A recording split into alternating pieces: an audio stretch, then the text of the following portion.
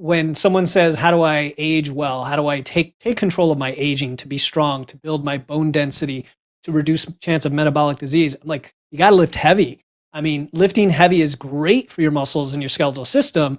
But then if you're afraid to do it because you think you're going to hurt your back, what do? A trainer can be helpful in that regard. Even an experienced lifter, you and I've been lifting now solidly for about 5 years, and I still talk to trainers. I have coaches. I send videos to other lifters.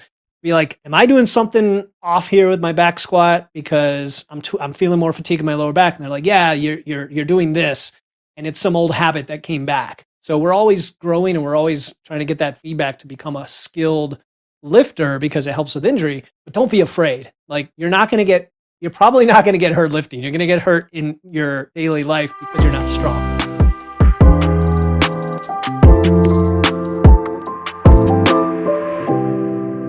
Hello, I'm John Brink, and we are podcasting on the Brink from downtown Prince George, British Columbia, Canada. And for all those people watching us from around the world saying, okay, we know where Canada is, and we know where British Columbia is on the west coast, right.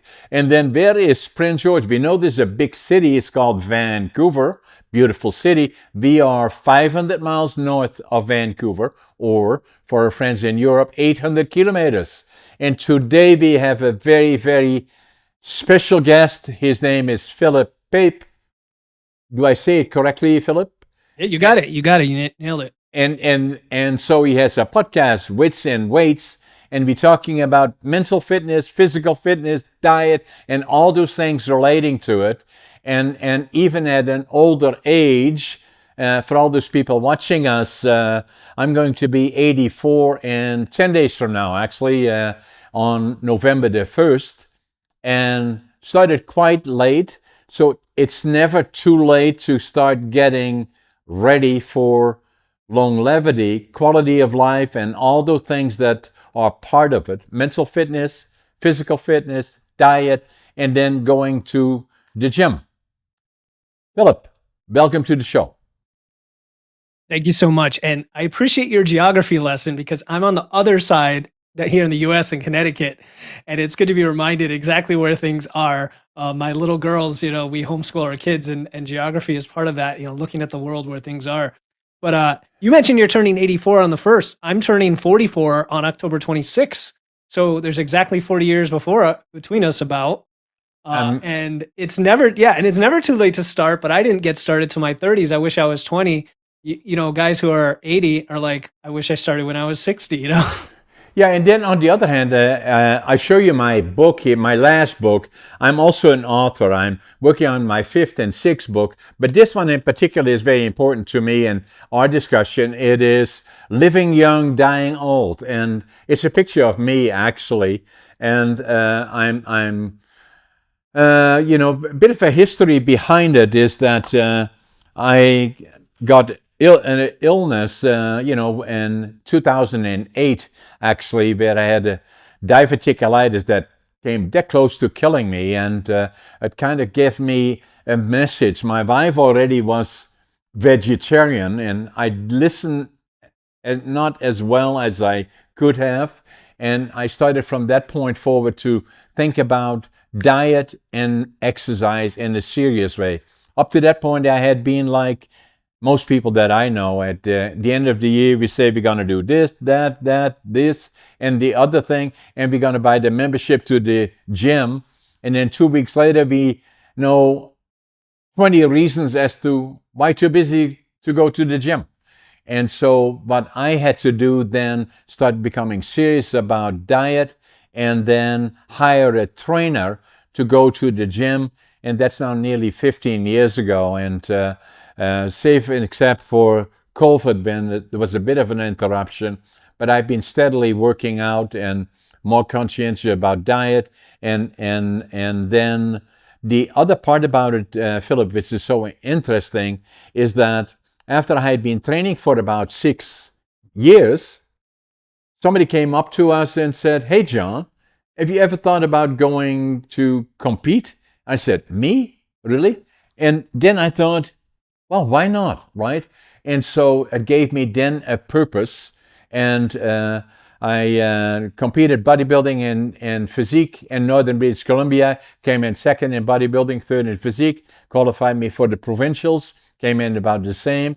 That qualified me for the nationals in Canada and for the Arnolds. And then COVID came. Yeah, I know it's yeah. And Okay.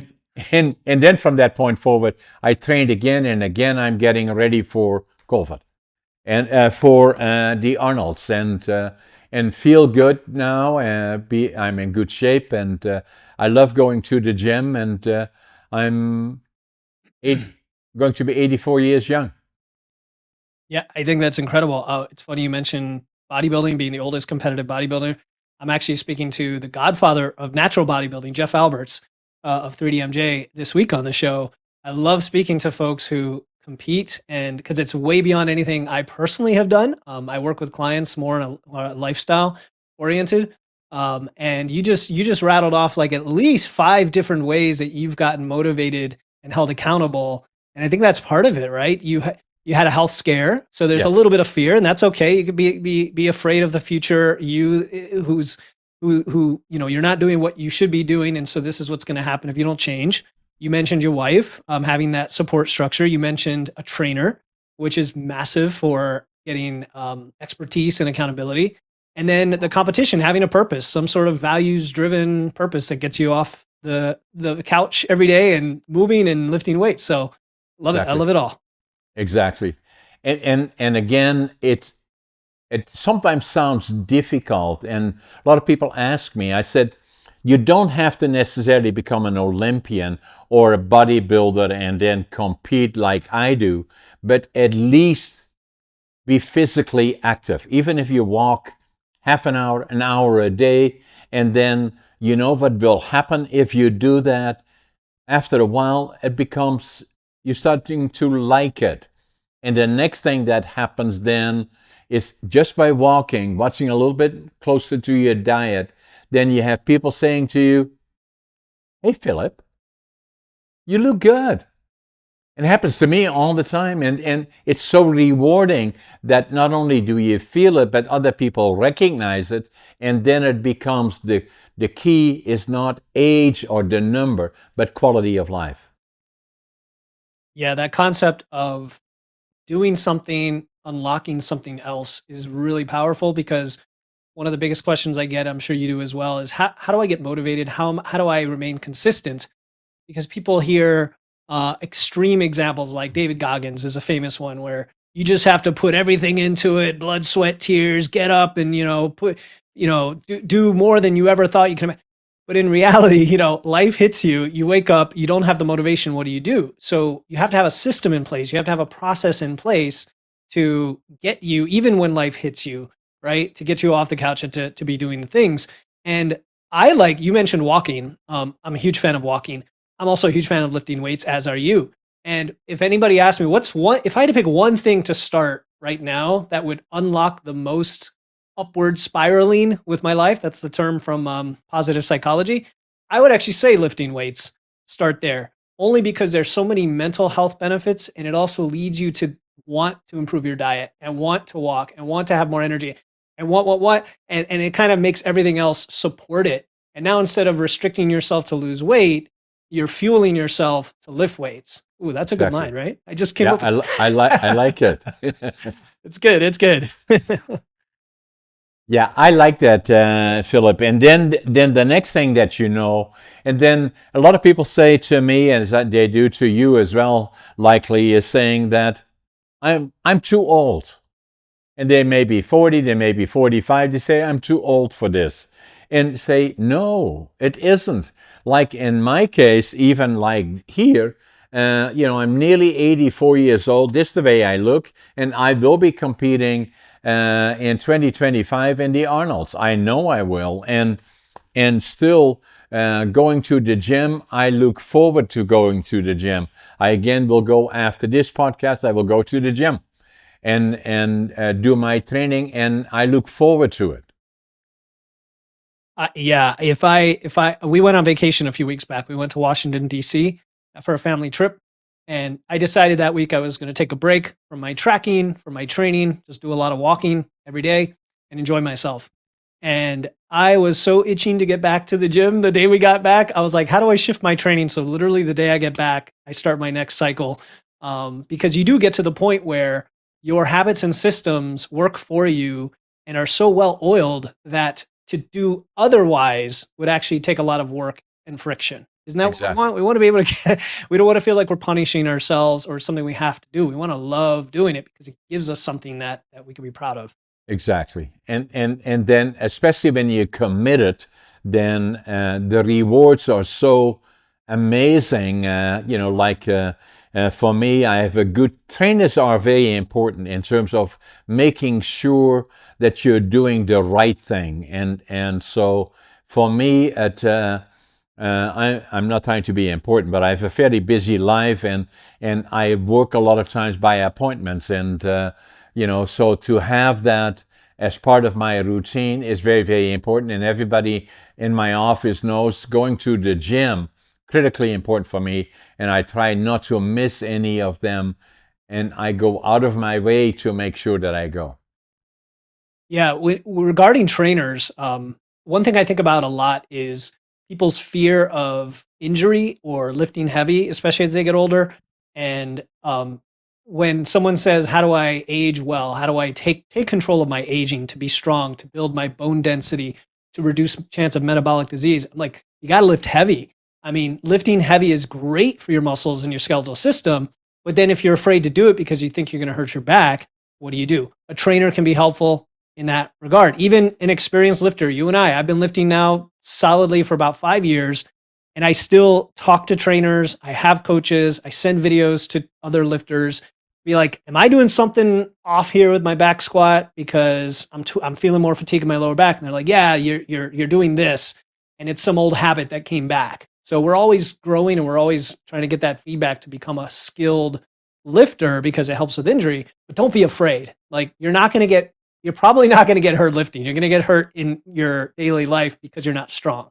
Exactly, and that is the benefit of being fit and then working with trainers. In my particular case, and probably in yours as well, but in my case, is that I'm pushing to become stronger at my age. And a lot of people say if you get older, you lose that strength. I don't believe so, and I'm careful about my diet. I'm careful about all the other things that I do, mental health as well. And then going to the gym, I go there for the purposes not to socialize. I'm not antisocial, but I go there with the purposes of becoming stronger. And that means that I need that guidance in terms of what pushes me forward. And then obviously the goal is, in my opinion, for me, is to go. I love competing, and to go to the Arnolds for me would be very, very important. So I'm starting probably early next year in regional provincial competition, and then hopefully go to the nationals. Now, in my category of competing bodybuilding and physique, it's usually 55 years and older. Well, those could be my kids, really, but but There's not a master category, is there? there likely are not enough of them around, So, but Yeah. I like it, and I do very well even in that category. Yeah, there's some great things you've touched on. I hope folks are listening realize how valuable what you're saying is. You talked about getting stronger, and sometimes there's confusion between strength and building muscle, and like, is it just about physique and aesthetics? But the best bodybuilders have a massive base of strength. And number one, you could build muscle at any age. We've seen studies that looked at people in their 90s building new muscle tissue. The really cool thing is you are born with a fixed set of muscle cells, but you can change like the sarcoplasm and the size of those cells. You can add more what they call myosin and actin, whatever, all the technical terms, eating your protein, lifting weights, giving a stimulus to your body. Most people, and you see this, John, especially as we're getting in our 60s and 70s, are just so inactive that even the smallest bit of activity and loading your muscles is going to cause them to respond in a big way. So again, you're never too old to do it. Start now, get into it, lifting weights. And then the other part about it, Philip, is that especially when you get older, and I got friends that are older, and usually they get hurt by falling or losing their balance, and all of those things are part of me going to the gym, and that's all part of my fitness, and that's one of the reasons that I wrote the book. Like, Hmm. it's not about being a bodybuilder. It's not about that. It's about quality of life. A lot of people in the last decade of their lives are using hands full of chemicals, to fix whatever amounts of problems they have, and then the other part is usually physically they're not in good shape, and part of that I understand, and that's why I try to be vocal about it. That's why I wrote about it. Is that is so much information out there that it is easy to become confused about it. May it be supplements, hormones, all those other things that are so important, that is difficult to put something around it. And so what I'm simply saying, I'm not a doc or not qualified other than my own experience. Sunlight, extremely important. Sleep, extremely important. Diet, extremely important. Exercise, important.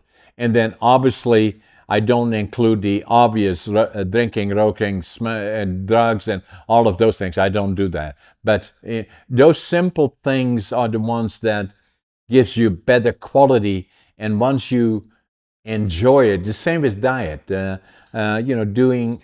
Being careful on a diet. Amazingly for me, I do most of the shopping even for my wife, who's a vegetarian. And if I go to the store, I usually go to the outside of the store, not the inside where the processed foods, and we don't really know what is in it. So be substantially plant-based and especially organic, and are very, very careful about our diet. And I enjoy it. I like it.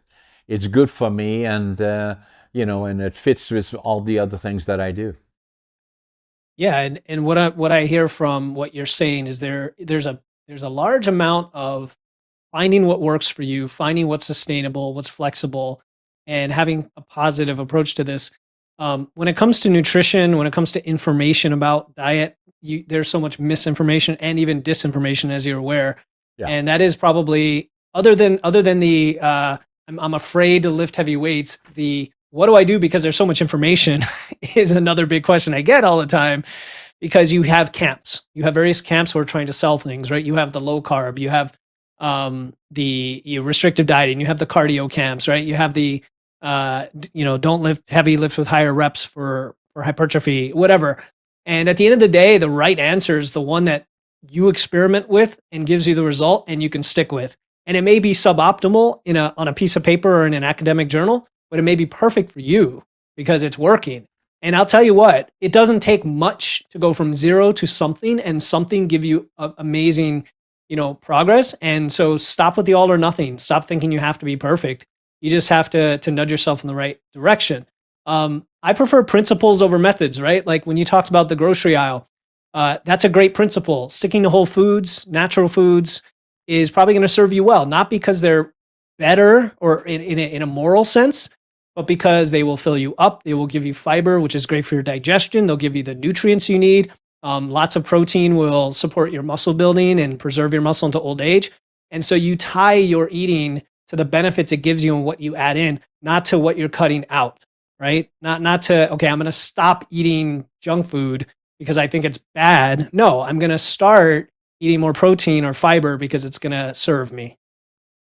Now, the other part, Philip, usually is a question about what is the biggest myth about losing weight?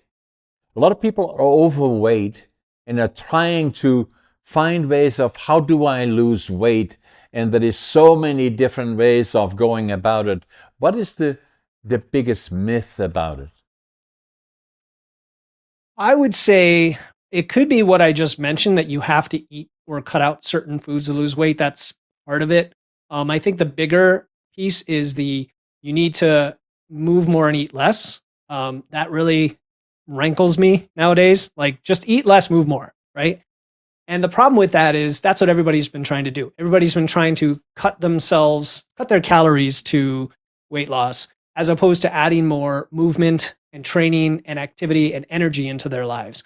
I would prefer you get to eat most of the foods you like, you get to eat a lot of them, and you enjoy what you eat without guilt and have the body you want, rather than feel like you're punishing, depriving, cutting all the way. So there are a lot of myths surrounding that you are aware of, John. Like people like you should do cardio to burn fat. That's a myth associated with this. The more cardio, the more weight you're going to lose. No, we don't do exercise to burn calories.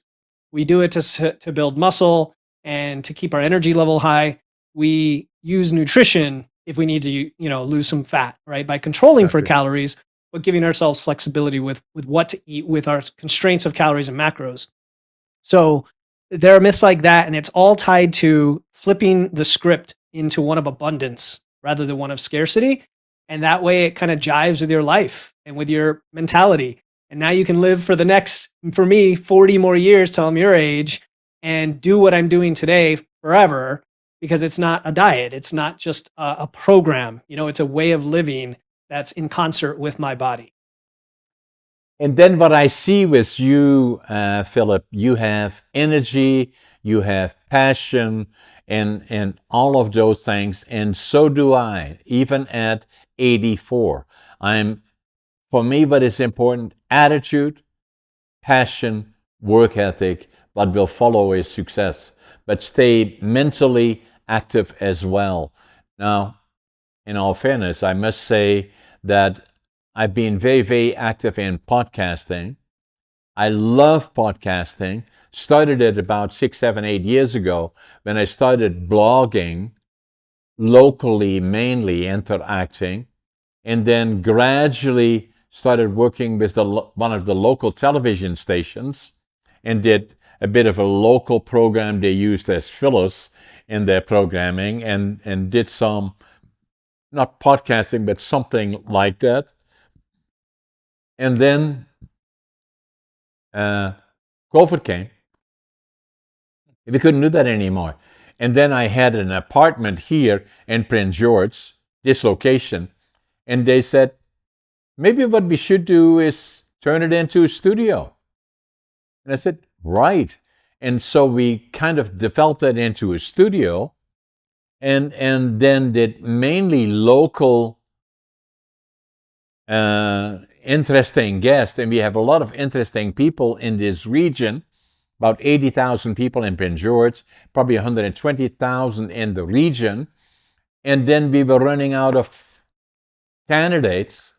And so I thought maybe what we should do is set up another studio. I have an apartment in Vancouver, maybe set one up there. And then the more we thought about it, looking at television stations, CNN, ABC, all the stations, and a lot of times we would see 1, 2, 3, 4 different people from around the world all interacting together. Mm-hmm. And it became smoother, initially not so, but smoother all the time, and saying maybe what we should do virtual podcasting. And then it became a question of how do we find our guests? And so we started signing up to Podmatch, which has done a great job. And now we are podcasting. I think you are 331, where I'm the host, and then I've guested at about 160. So I've done about 500 podcasts or so around the world. And so there we are sitting. You are sitting in North America, in the United States, on the East Coast. I'm sitting Central British Columbia on the West Coast. And here we are sitting together, interacting. It feels like you're sitting right next to me. And that's the amazing thing about podcasting. And we already know, and you know from your podcast, Wits and Weights, that you be podcasting around the world. And we already know that once we release this podcast, there will be tens of thousands of people watching our podcast and our interaction. Come on, millions of people. Millions of people. I agree. Possibly could get access.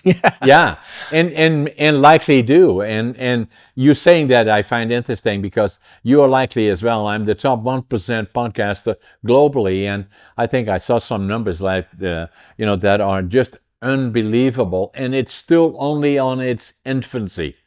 And I think it is amazing. It's the new media versus newspapers, news, local, regional, and it is the new media, more and more popular. Yeah, I mean, yeah, for sure.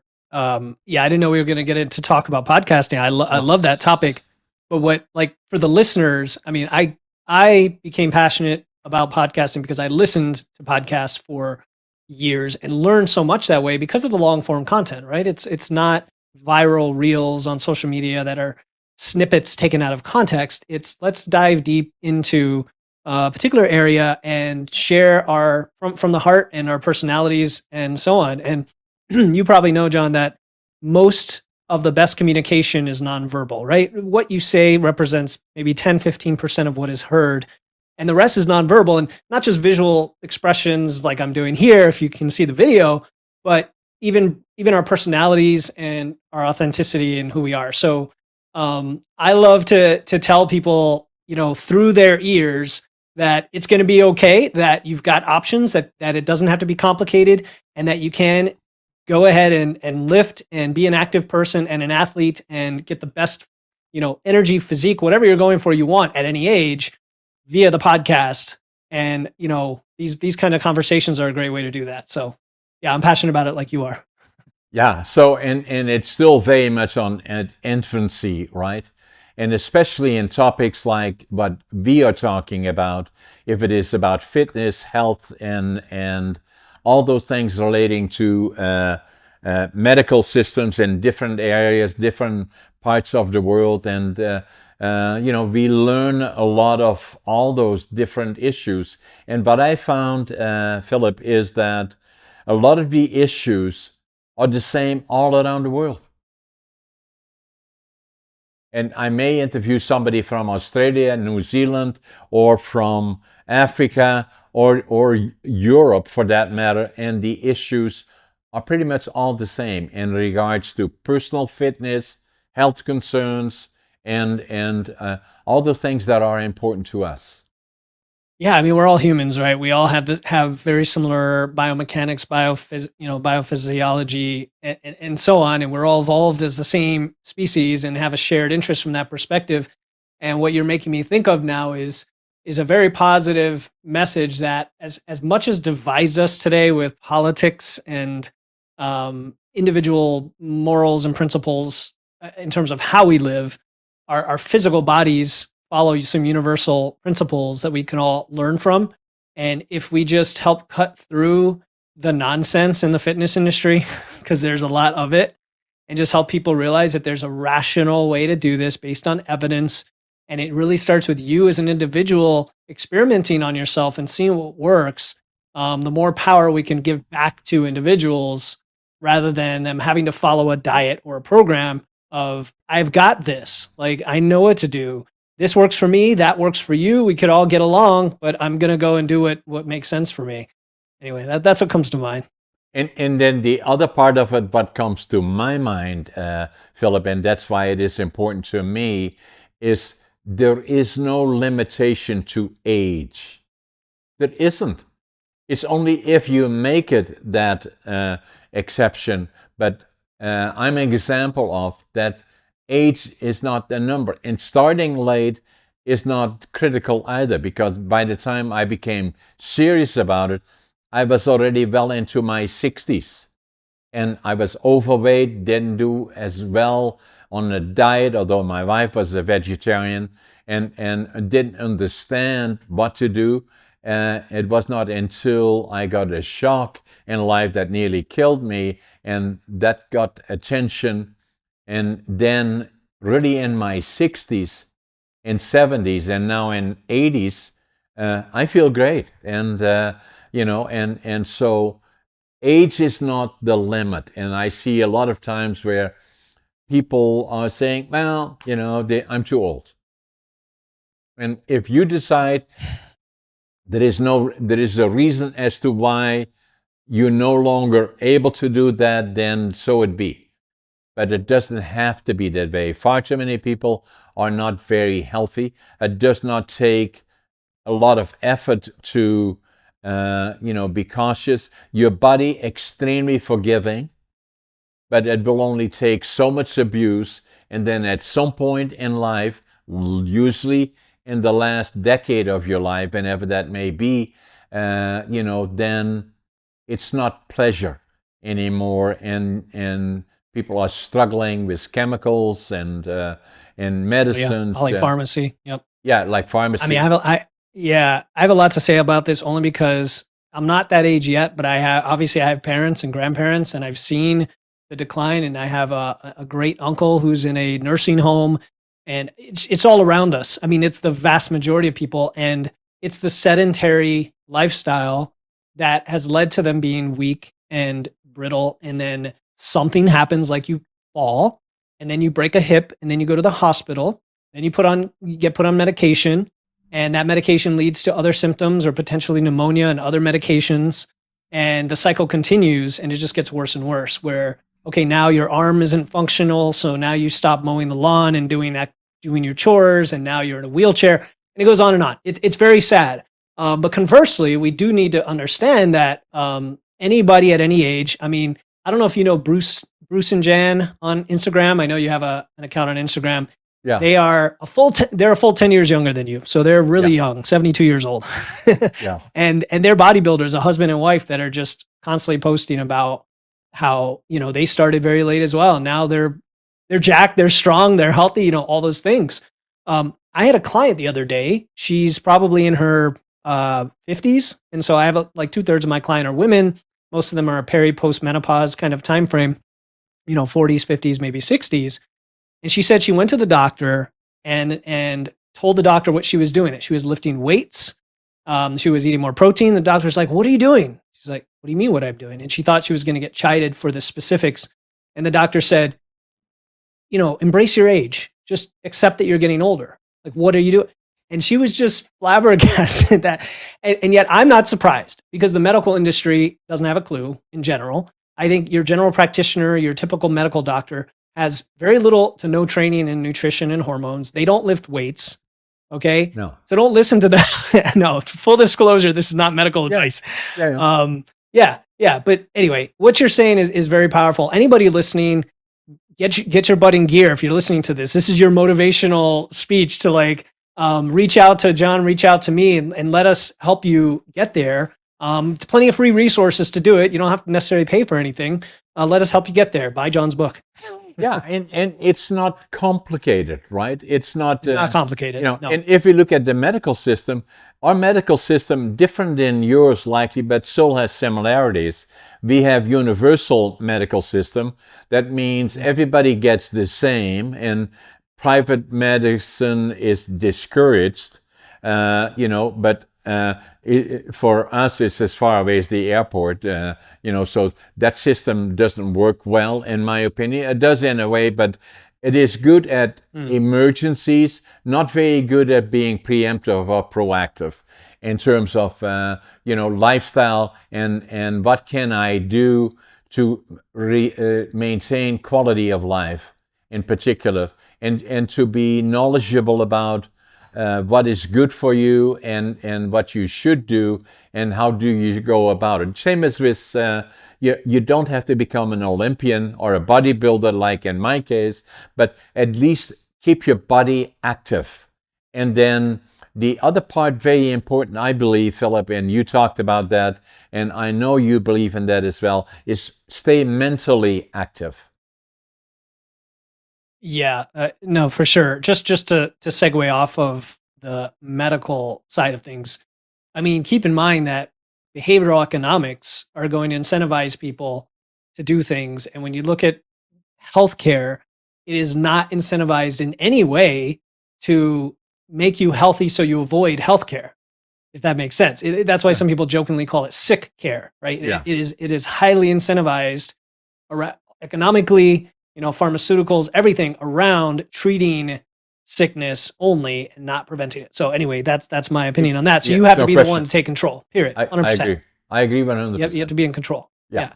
But the mental side of things, so this is really funny as well. Not funny, but earlier you mentioned how just starting to walk, just going for a walk. Let's say you sit around all day in a desk job like many of us have. and you just sit for hours and hours and hours. You're probably getting 3,000 or 4,000 steps a day. Well, just going out for a walk after lunch for 20 minutes, that's like a mile. That'll give you about 2,000 more steps, will unlock many things. Yeah. Physically and physiologically, it's known to release certain chemicals in your brain like dopamine and other endorphins that improve your mental health. It regulates your blood sugar, helps you digest. It improves recovery, improves blood flow to your joints. It does so many things, and you know it. If you're listening, you know it. You go for a walk and you just feel invigorated. You're just all of a sudden, okay, what's next? I'm gonna go do the dishes now. I'm gonna go work on that assignment for work, and now start to stack that on everything. This is why, John, that I really love having a morning routine of some kind that's tied to health.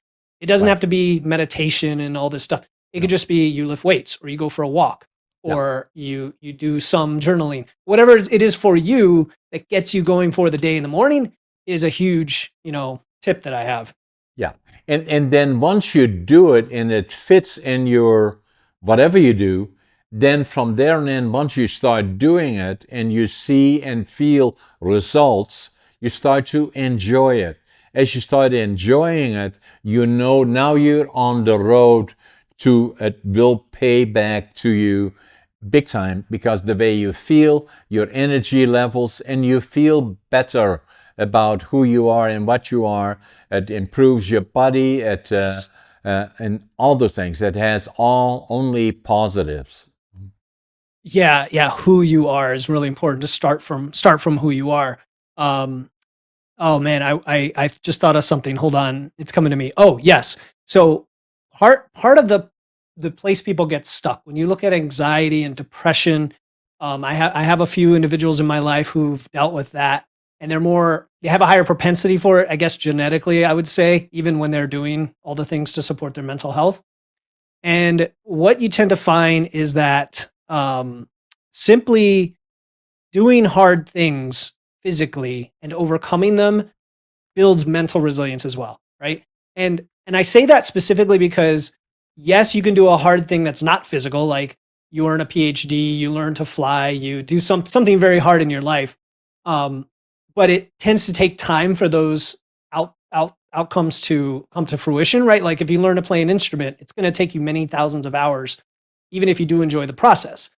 Physical health, you could get under a bar and do a squat, and the very act of doing a heavy squat itself causes changes in your brain, your mental health that last for months. The evidence has shown this, that lasts for months, that improve your mental health and reduce anxiety and depression. And part of it comes from the fact that you're almost like retraining your brain that yes, I can do a very, very hard thing, make it happen, take control of it. And now no matter what happens to me, I have that inner locus of control over myself. Many things can happen to me in life. They're going to happen.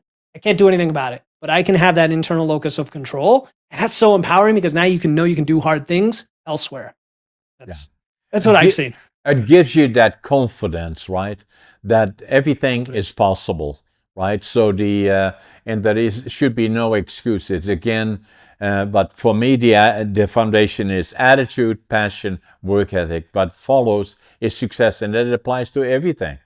And a lot of times for me, I do a lot of presenting, particularly to younger people, about, and what I find a lot of times is that when I talk to, in particular, younger people in high schools, colleges, or universities, is saying, after you finish, what you going to do? And they say, I don't know. They say, well, it would likely be a good idea to find out as to what you would like to do, what direction do you want to go into, and say you want to be a truck driver, talk to a truck driver and say, tell me about your life and how do you like it, and all of those kind of things. Or if you want to be a contractor and build houses, talk to a contractor. They would love to talk to you, I'm sure, about the things that you want to do. Or you want to be maybe a doctor, a medical doctor, or an accountant, or a lawyer, or for that matter, an entrepreneur. All those people love to talk to you about saying, I'm trying to find a career that fits me, I'm suited for, and I try to find a direction. and they will all love to talk to you. I saw Yeah. a program. I want to, yeah. Yes. Sorry. Yeah, go I ahead. want to, I want to play off of that with your three things that you mentioned because they came to mind: attitude, passion, work ethic. Have you seen over the decades that attitude and work ethic especially come to mind, have suffered, especially work ethic. I think sometimes if you have the right attitude, like, yes, I can do this, let me figure it out. And then I almost want to flip around the passion and the work ethic and say, just go do things, like get your hands dirty, roll up your sleeves, go talk to people, like you said, figure out what works, what doesn't. You're going to have a lot of hard knocks, a lot of mistakes, a lot of failures. Great. That's data that helps you accelerate your learning. And now you're going to get super passionate about it once it starts to build momentum. Like that's what, when people say, how do I get motivated? I'm like, you don't find it. You just go do, and you'll get motivated because you see that it works. Exactly. And then the more you do that and you feel success, that becomes a building block towards a part of it is failure. The first book that I wrote is writing books is not easy. So I had an interesting life because I came to Canada in 1965, nearly 60 years ago. And the first time that I met Canadians, we were liberated. I was born during the Second World War in northeastern Holland, and we were liberated by the Canadian Army, April the 12th, 1945. And at 5 years old, or 4.5 years old, it made such an impression on me that I always knew I would go to the land of my heroes, Canada. And so that always stayed with me. It took me until 1965 when I came here, and couldn't speak the language, didn't know a soul, didn't have a job, but I had another dream, is to build a lumber mill, especially in Western Canada with all the timber and all those other things here. That was a dream that I had, and I did build a lumber mill. But along the way, starting with nothing, couldn't speak language, didn't know a soul, didn't have a job, things were difficult. You fell, you stand up again, and you stay the course over and over and over again. And so people would say to me, you should write a book about it. Well, writing books is not easy, as I said earlier. So I thought about it for a long time, and then I knew 5 years, 6 years ago, if I don't do it now, it will never happen. So I wrote this book against all odds, and it took me 80 years to live it, 20 years to think about it, 2 years to write it. And it's not about hurrah, hurrah, how successful John is, but to the contrary, falling down, standing up, falling down, all the way along the way. Even still today, although we have about 10 different companies, but still things are challenging from time to time, and we're still trying to grow the companies and all of those things. And it is still the same mentality. I usually get up at 5:30 in the morning. I always make my bed, and I always feel I'm late. And every day to me, I enjoy what I'm doing, and even going through the ups and downs, and a lot of times I fly around. I do a lot of business in the United States as well, and in Canada. I fly around a lot, and I sit by the windows in the plane, and I look outside, and I say, it's paradise. It is paradise. We are so lucky in North America. And then if you watch around the world, I grew up during a dictatorship where Adolf Hitler decided to invade Holland and change it. I still have memories of that, and my family did, and they did for a long time. A lot of people think that if you have war years, once the war is over, everything goes back to normal. No, it doesn't. It may take generations before it does. But it gave me the foundation of looking back at that and seeing now around the world, like the Ukraine or the Middle East or China or Russia or those other people, how lucky we are. And then politics is interesting.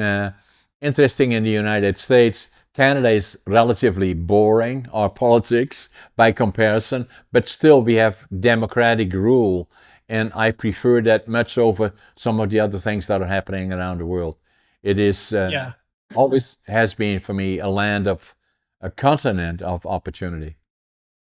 Yeah, it's something to be grateful for. And my generation has been so lucky, almost to a fault, to have not gone through the insanity of various decades of the past, whether it's civil rights in the 60s or before that with the Great Depression. I mean, I'm reminded of my grandmother. She was born in 1920. She died at the age of 95, so that was not long ago.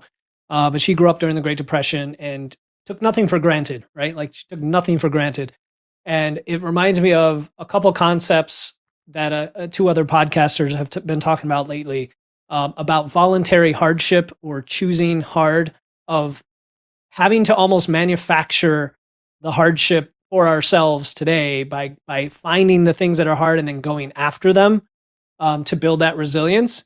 And there's a stark difference I found between, like, let's say lift in the lifting community, between somebody who says, "Man, this is really hard, but I got to figure out a way. How do I do it?"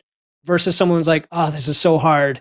I can't do it. So I just switched to bands." And I'm making fun of bands, but you know what I Yeah, mean? Like they yeah, will yeah. just give up. And so I hear what you're saying. I think there are generational differences, and I hope that this generation, whatever age you are, embraces hard things for the good that they provide, and then makes you a better person, improves your personal growth physically and otherwise. Because you know what, when you're John's age, wouldn't you like to be the person that your family and friends look to support them rather than the other way around? And that's a very deeply held, values driven way to think about it.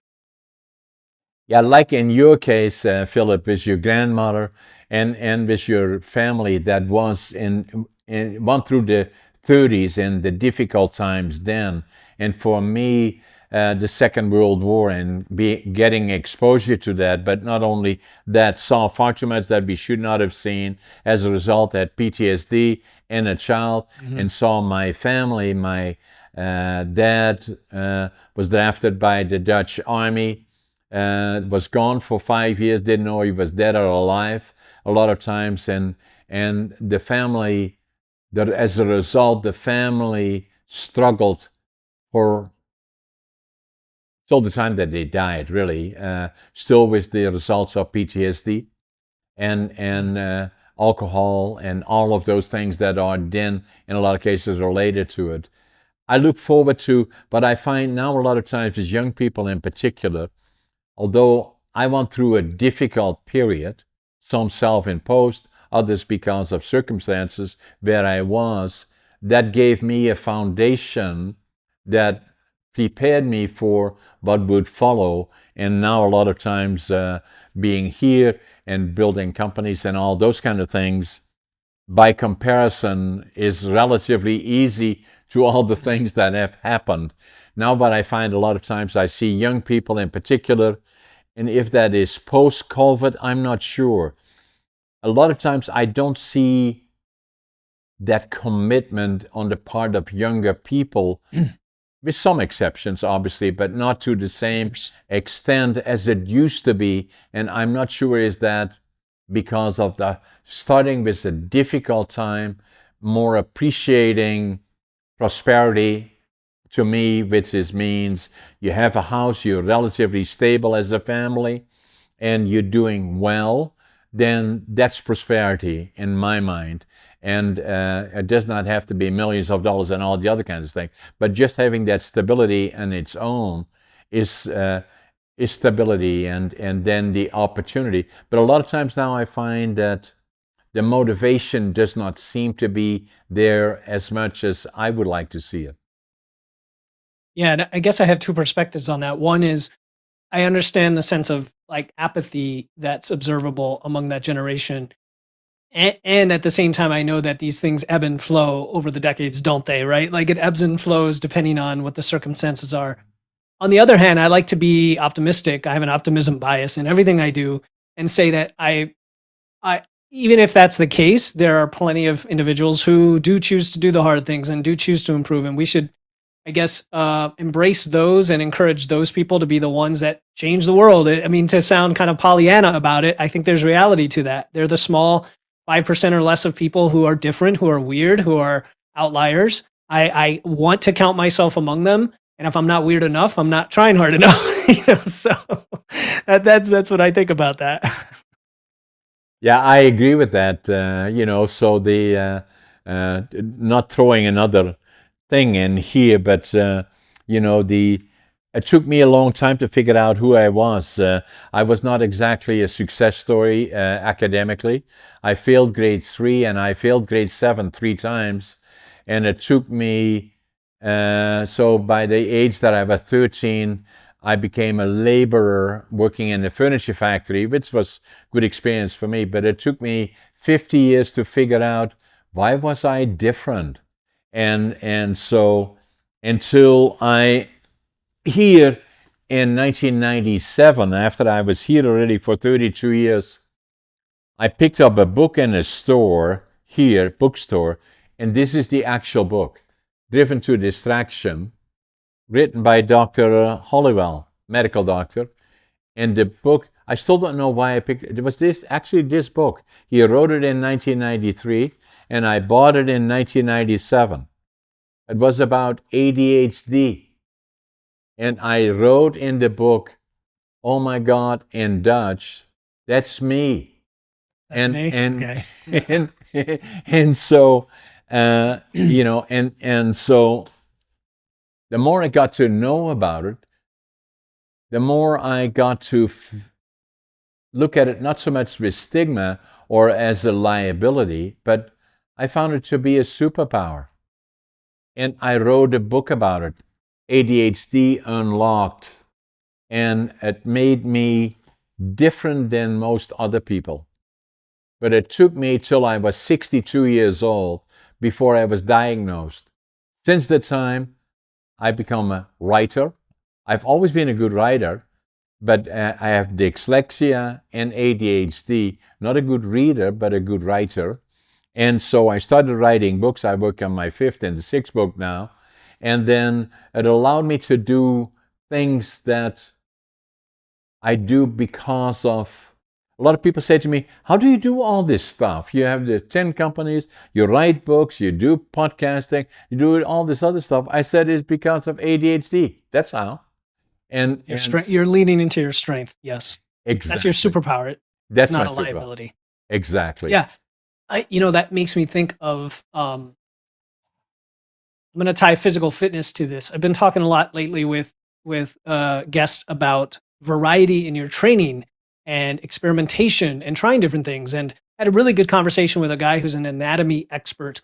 And he talked about how when you look at the human body, like under a microscope, you see that there are probably 15 average permutations for any part of the body. Like take the gallbladder, there's 15 different possible positions. And that's just what's written down. In reality, it's almost infinite how different everybody's body can be from one another. And his point was, you may be an expert in one sport and another is an expert in another, but you won't know until you try that sport. So why not cast a wide net and experiment with lots of different things in your life and try different things and take risks? And that reminds me of what you essentially did is you increased your emotional intelligence, your self-awareness, it reflected, inventoried yourself, you asked yourself questions, you asked what is my true purpose, until you finally found something. And it may take 50 years. Maybe it doesn't, maybe it takes to the day you die, and it's okay. It's the pursuit that's important, isn't it? And so Exactly. anybody listening, again, you've got to just get out there and do the things and try and you know what I mean? Just don't have that apathy. Really go and take hold of life.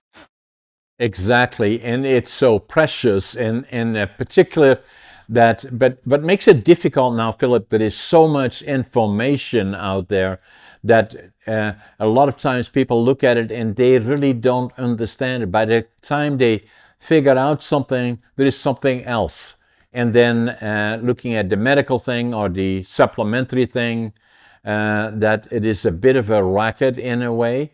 So you have to be very, very selective. But what I believe is what I have found in my podcasting, where I talk to a lot of people that have made it their journey, really, as you have, with Wits and Weights, that look at all these things in combination, lifestyle and quality of life, and interview guests that are particular or examples, or share this with you, that information is much more available now than it used to be.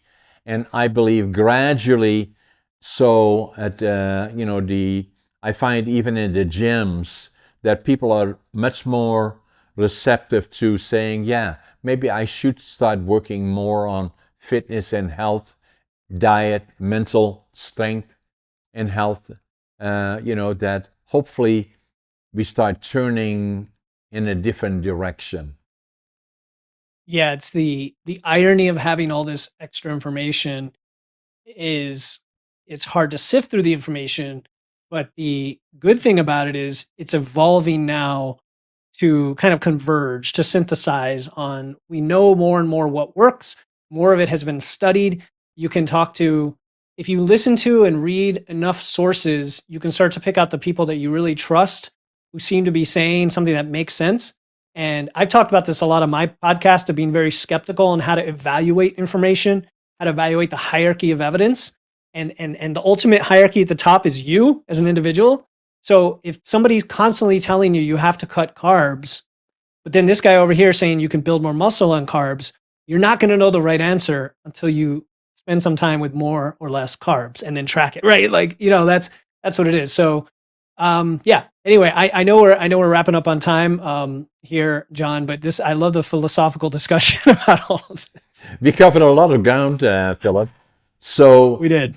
So what is interesting is that in our podcast is that in the 1 hour we covered a lot of ground, but at the same time we touched on a lot of discussion, and I hope that as people are watching us, the millions that are watching us, that what they will find out about it, and me as the host and you as the guest, talking about that everything is possible.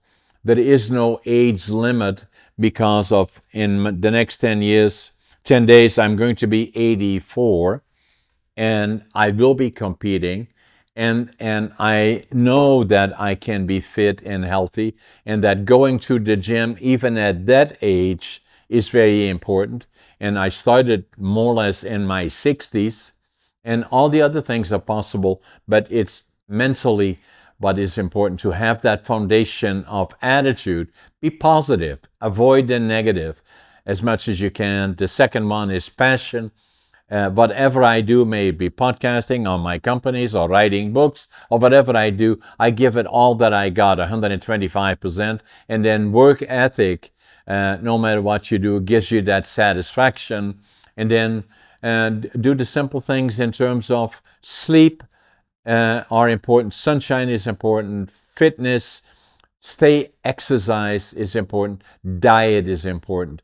And that combination alone, and I'm not a doc, but I know that combination alone will make you feel better, makes you not being as concerned about the latter part of life if you consistently do that.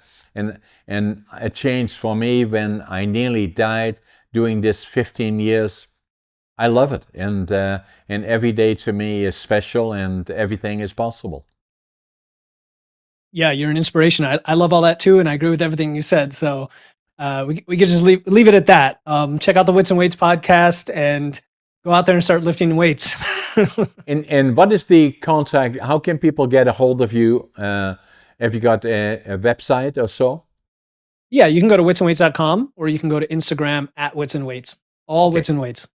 Excellent, Philip. And then for all those people watching us, subscribe to our podcasting, Wits and Weights, as well, from Philip as well as our on the Brink. And if you like it, and share it with others. Make comments if you wish. And Philip, it was a pleasure and a privilege. Let's make sure we stay in touch. Likewise, John. Thanks so much for having me on. Take care. Bye-bye. Take care.